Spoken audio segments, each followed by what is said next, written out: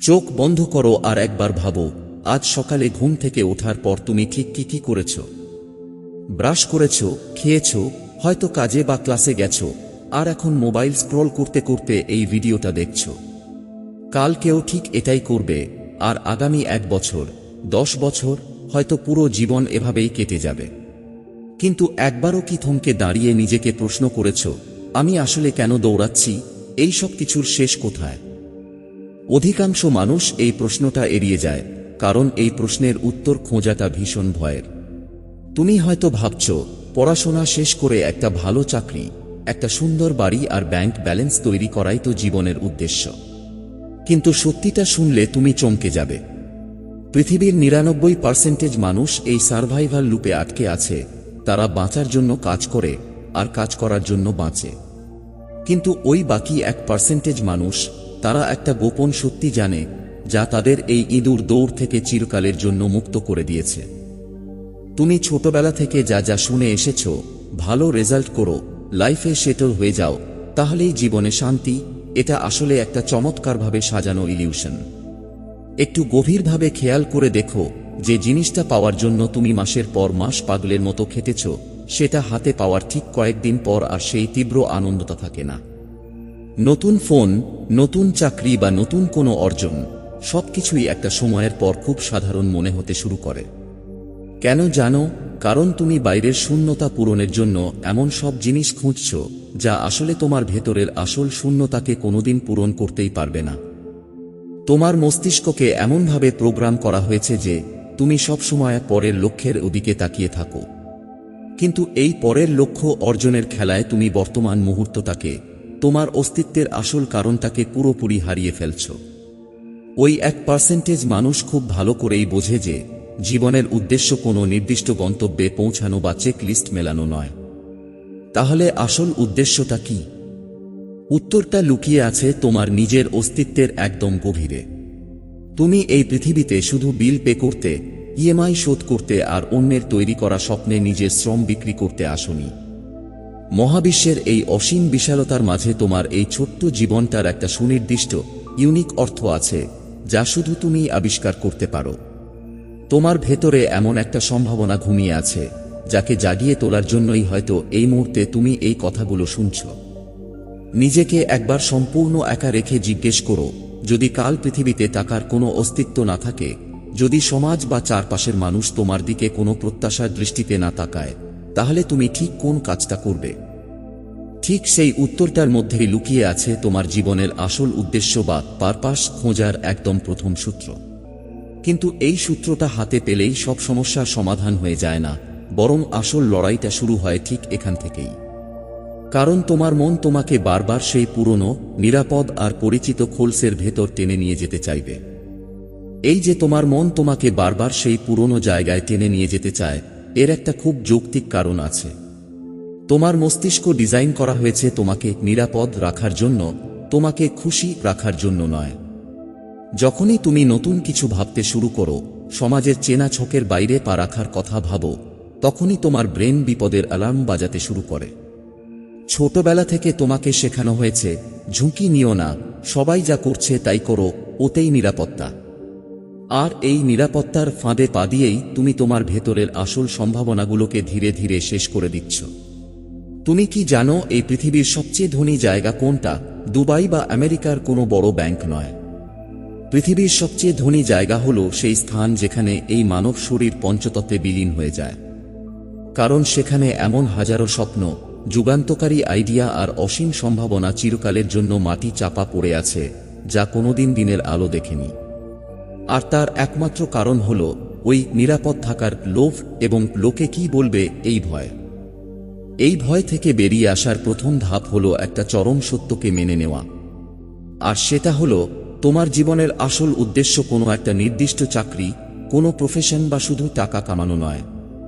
তোমার জীবনের আসল উদ্দেশ্য হলো সম্পূর্ণভাবে তুমি হয়ে ওঠা। নিজেকে একটা বীজের সাথে তুলনা করে দেখো।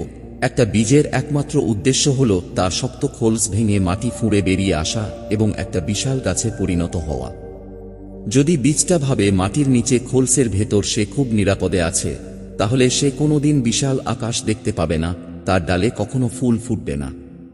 তোমার চারপাশের সমাজ, তোমার অতীত, তোমার ভয়, এগুলো সব তোমার ওপর চেপে বসা সেই শক্ত খোলস। এই খোলস ভাঙার কথা ভাবলেই তোমার মনে হয়তো প্রশ্ন জাগবে, আমি কিভাবে বুঝবো যে আমার জীবনের আসল উদ্দেশ্য কোনটা?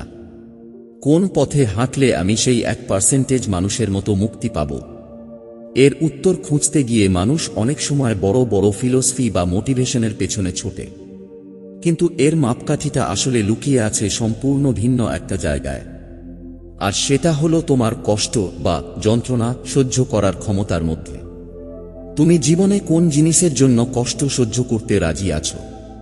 খুব গভীরভাবে খেয়াল করে দেখো, যে কাজটা তুমি ভেতর থেকে ভালোবাসো না, সেখানে একটু বাধা বা কষ্ট এলেই তুমি হাল ছেড়ে দাও, অজুহাত খুঁজতে শুরু করো।